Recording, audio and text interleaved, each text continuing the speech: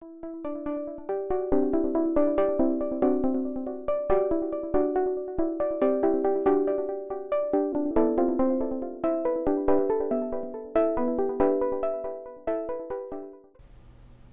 my name is Chris, and this video is about judgment,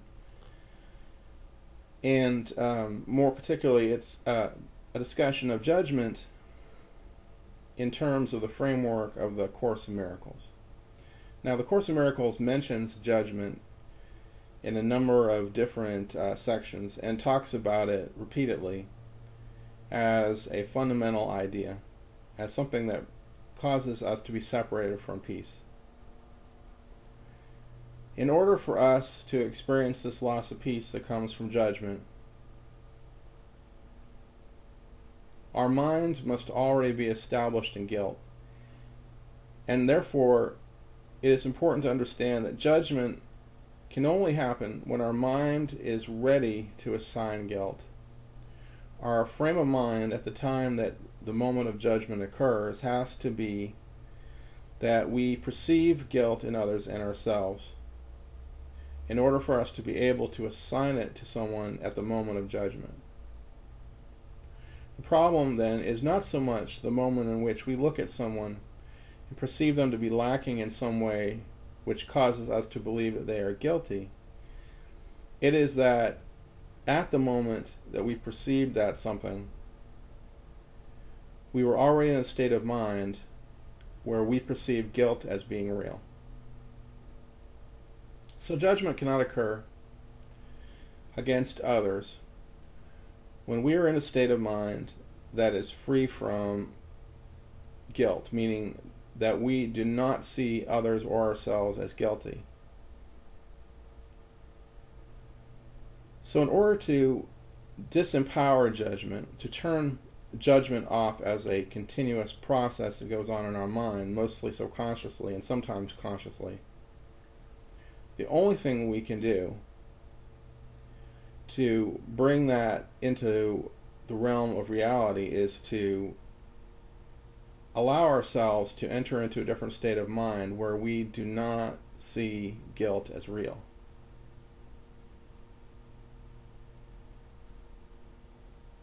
Now, how do we see things then alternatively when we are not in a state of mind that assigns guilt to anyone, including ourselves? Let's create an imaginary scenario and compare the two different ways of seeing.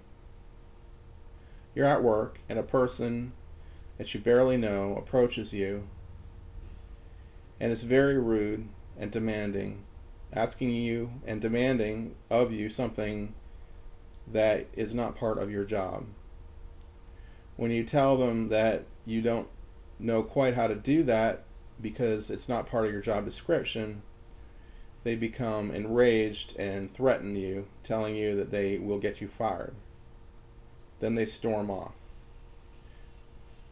So, of course, you feel anger at the person. You assign blame to them. But how would a person in a different frame of mind without guilt see and feel and react to that situation? Well, if your mind was free from guilt, then at the time the person was yelling at you, your mind would be at peace, meaning that even in the moments when they were attacking you,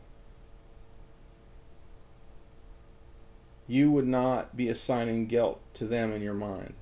You would think, this person is doing the only thing that they can do in the moment. In other words, they don't have free will. The person is like a wind-up toy. They're playing out whatever their personal program is and acting out that program towards you. Yes, the person is being quote-unquote evil towards you, but in reality, the person has no choice about how they're behaving. In other words, what's illusory is not the horrible way that they're treating you, or the perception that how they're treating you is negative. The misperception is that the way that they are treating you is a result of free will. In other words, it's the perception of free will that allows judgment against others to happen. If you understand that the person does not possess any free will, then the person cannot be doing something to you out of choice. Without choice, then they are simply acting out a program within their mind, and they are not guilty.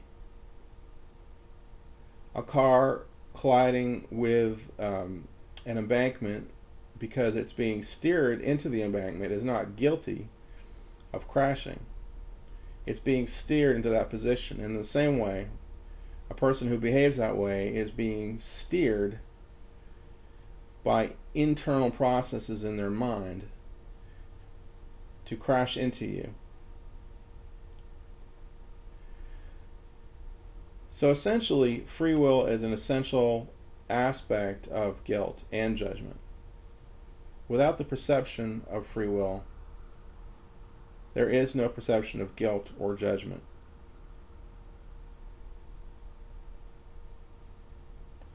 A person who does not see guilt does not see free will.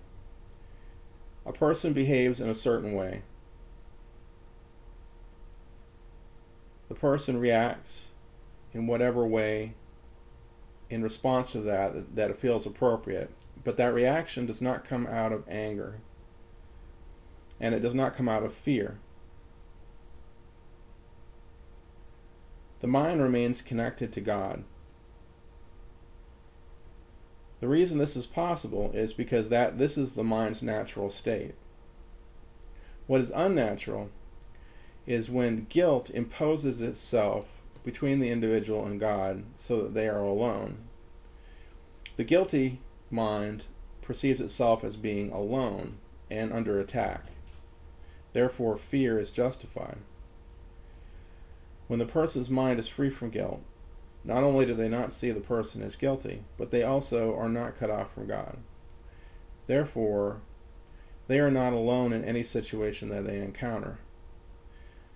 They know that they can speak to God in their mind at any time and get guidance as to what they need to do in response to any situation that arises. That gives that person a feeling of peace that stays with them. The lack of peace in the mind is always a manifestation of guilt.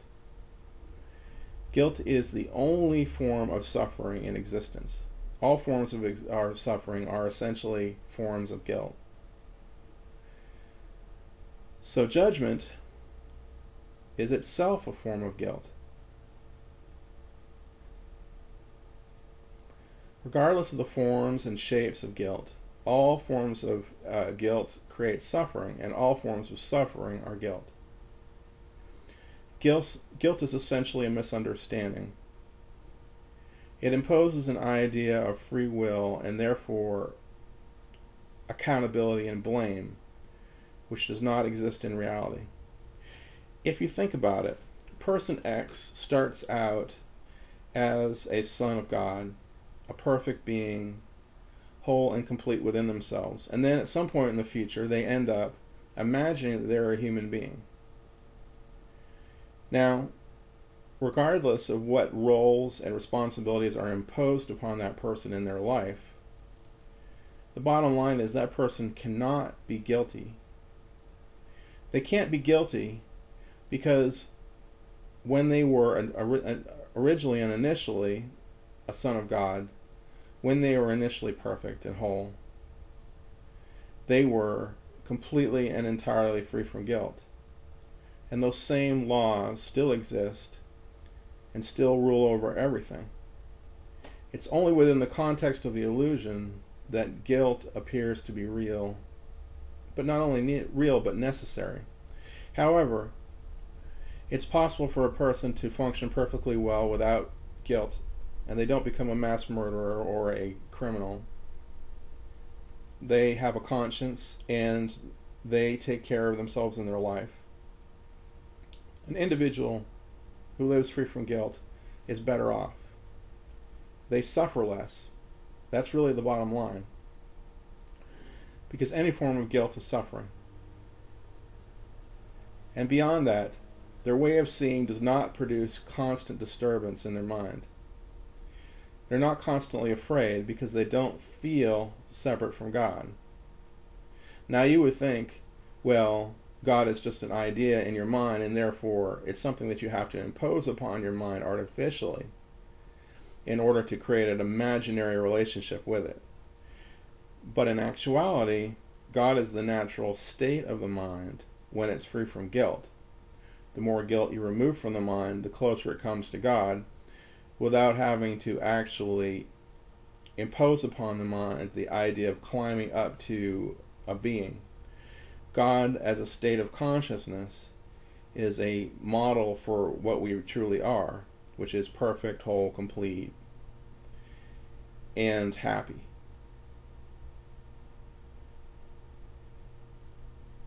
So, in conclusion, what we can say about judgment is that it is unnecessary. It is also unreal, not based on facts. For an exercise to demonstrate how this works, I'd like you to do the following.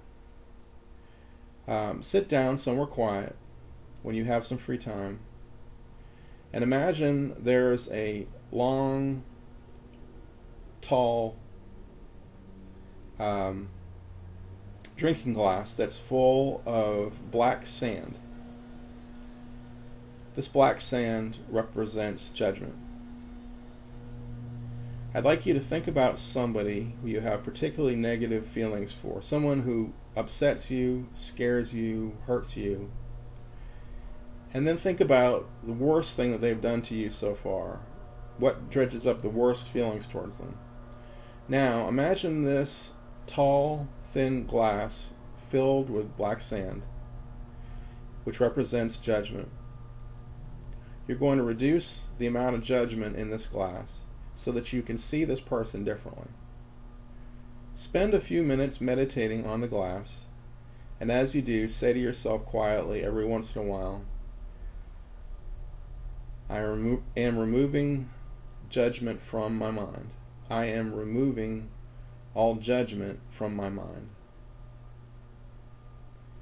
As you remove judgment from your mind, you will see the dark sand in the glass fall to a lower level until it's almost completely gone. At this point, with the sand nearly gone, look at the person again. Think about the situation that makes you feel so bad about them again. Now, notice the difference. How do you think about this person in this new context? In this new state of mind, how do you feel, and in what ways are you not judging this person? See how you can realistically think about the person and not get upset, angry, scared, hurt, what have you, as a result of thinking about them and what they've done to you. You've taken back the power over yourself and your life by removing judgment against them from your mind. I hope this is helpful. Thank you for listening. Take care.